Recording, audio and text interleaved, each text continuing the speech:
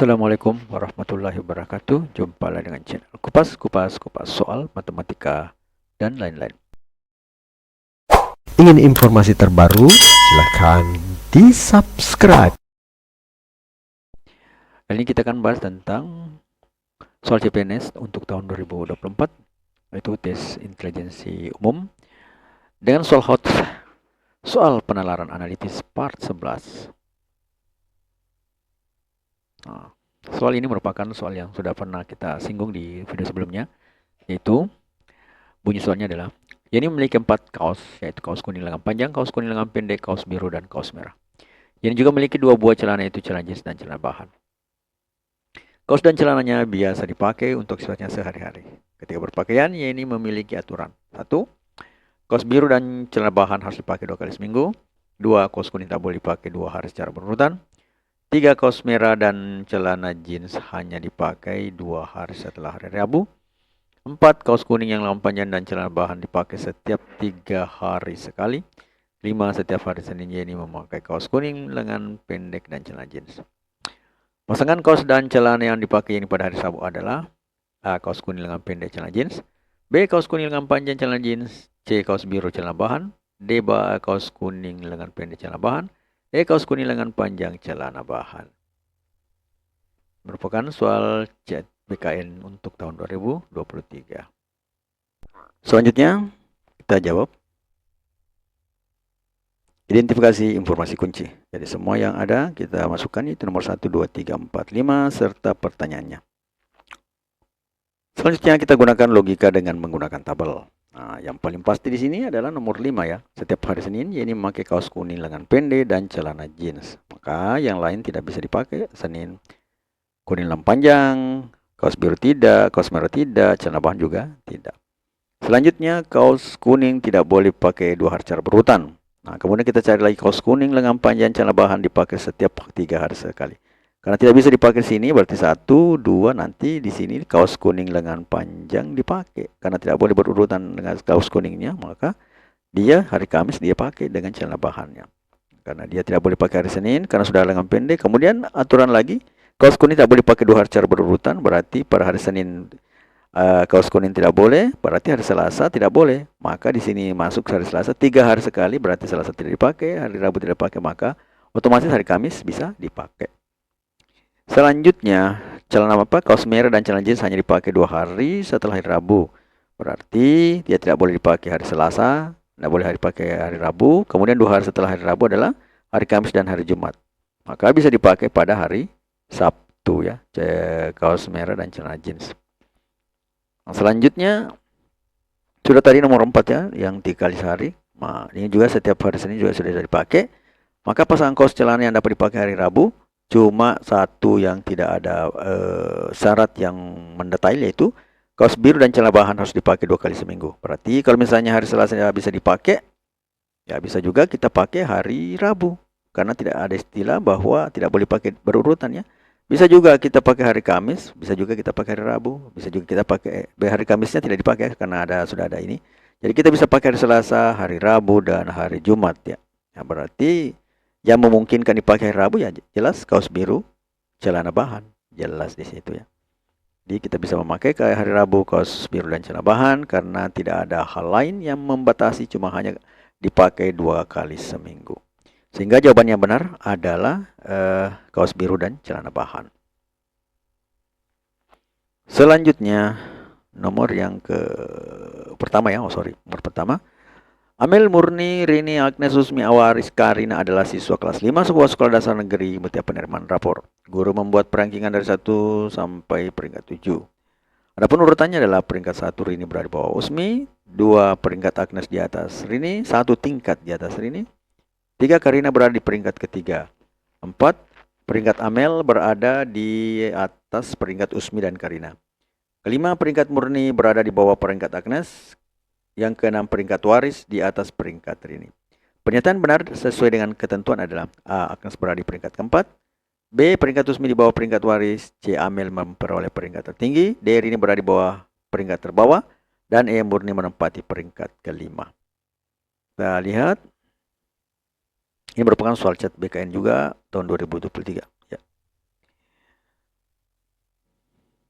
Kita identifikasi informasi kunci, kita kumpulkan yang tadi. Jadi ada Amel, Murni, Rini, Agnes, Usmi, Waris, dan Karina. Jadi ada 7 orang, 1, 2, 3, 4, 5, 6, dan 7. Yang satu peringkat Rini berada di bawah Usmi, kedua peringkat Agnes satu tingkat di atas Rini, dan seterusnya sampai yang keenam peringkat Waris di atas peringkat Rini. Pernyataan yang benar yang sesuai dengan ketentuan tersebut adalah, jadi kita tinggal membuat gerakan logika dengan cara mengurutkannya seperti ini ya. Jadi ada 7 urutan. Yang paling pas pertama urutannya adalah Karina berada di peringkat ketiga. Jadi kita bisa tulis di sini adalah Karina. Sorry.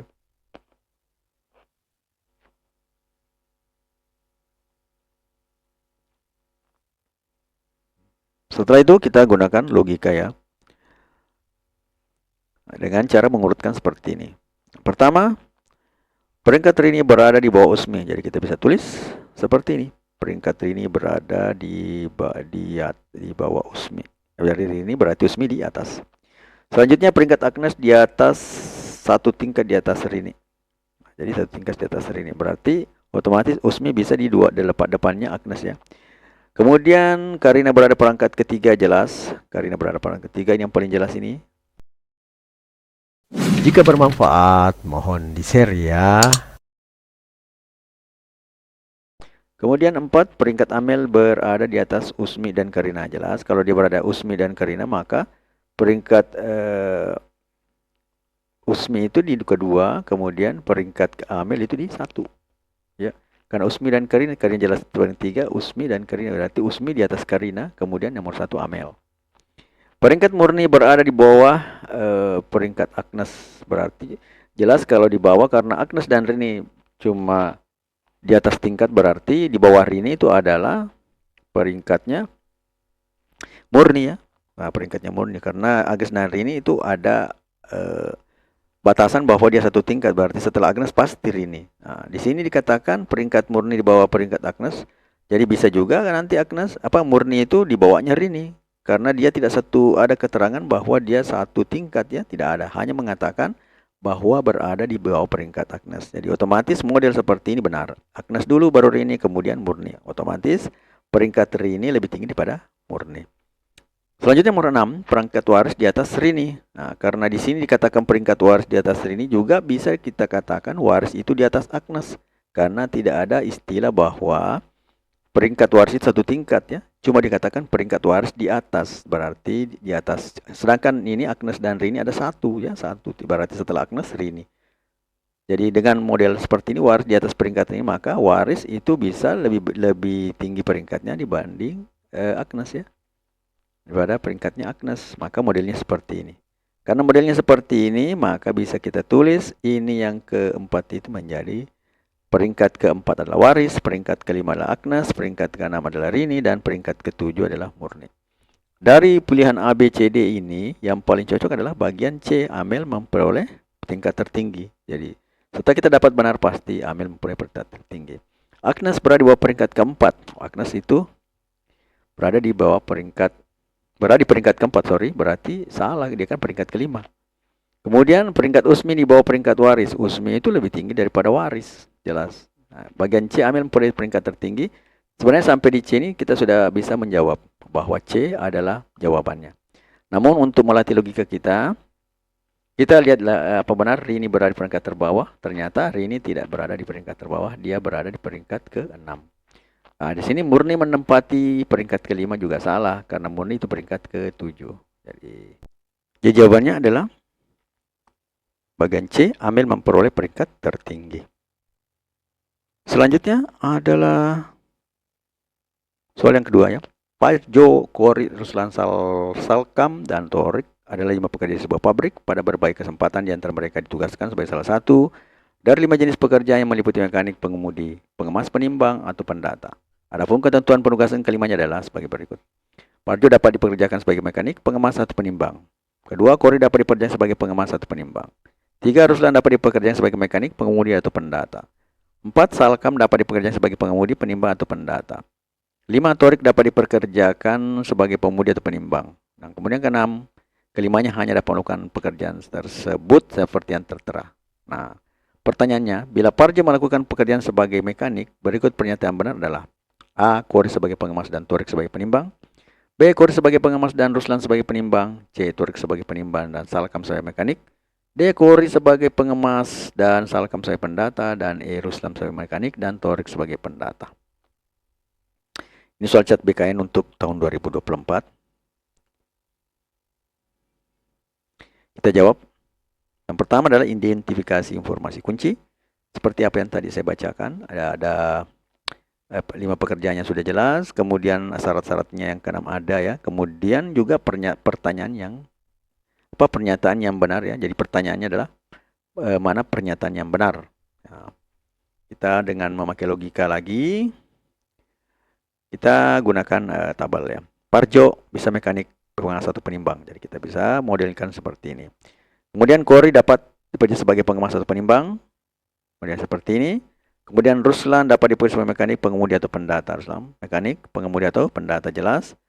Kemudian Salkam dapat dipercaya sebagai pengemudi, penimbang atau pendata. Pengemudi, penimbang atau pendata. Dan terakhir Torik dapat dipercaya sebagai pengemudi atau penimbang. Nah, kalau kita lihat, kalau Parjo sebagai melakukan sebagai mekanik, otomatis pengemas dan penimbangnya tidak ada ya. Maka di sini kita lihat Kori sebagai pengemas. Nah, boleh Kori sebagai pengemas, kemudian Ruslan sebagai penimbang. Berarti salah ya. Torik sebagai penimbang. Betul? Torik sebagai penimbang berarti cocok. Kemudian bagian B, Kori sebagai pengemas dan Ruslan sebagai penimbang. Ruslan sebagai penimbang tidak ada, maka salah. C. Torik sebagai penimbang dan Salkam sebagai mekanik. Torik sebagai penimbang dan Salkam sebagai mekanik. Maka Salkam bukan mekanik ya. Kemudian D. Kori sebagai pengemas dan Salkam sebagai pendata. Kori sebagai pengemas dan Salkam sebagai pendata.